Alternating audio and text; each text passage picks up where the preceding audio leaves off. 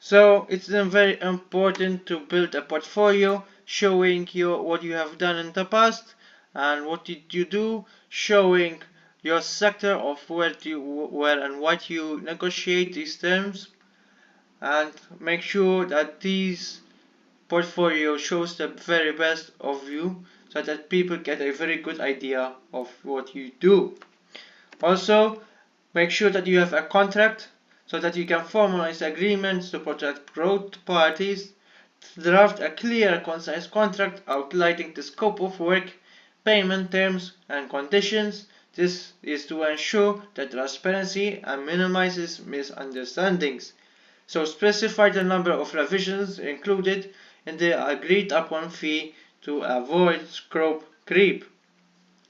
Also, don't waffle. So be straightforward in your rates.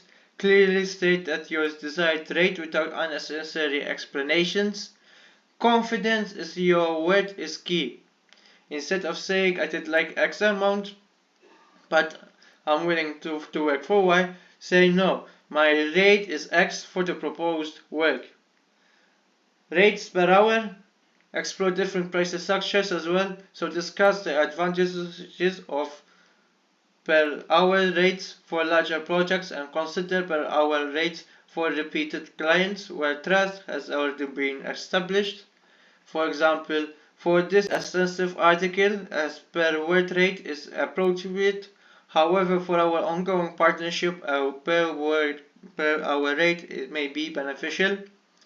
Number 3 is offer different time limits, so provide flexibility in timelines. If the client suggests a lower rate with a tight deadline, propose a lower rate but extend the delivery time. This can accommodate your budget by adjusting the rate, but the delivery time will need to be extended. Number 4, a business email. Present yourself professionally. Set up dedicated business email to convey the seriousness of your freelancing career. So contact me at professional@email.com for business inquiries. Also, be firm but flexible.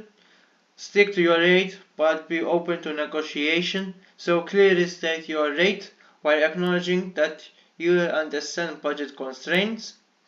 Like example, while my standard rate is X, I'm willing to discuss a rate that aligns with your budget for this particular project. And finally, break each step down. So explain the rationale behind your rates. Break down the time, effort, and expertise required for the project is to justify your pricings. To ensure a true job, I will need to work X amount for research, Y for writing, and Z for hours for revisions.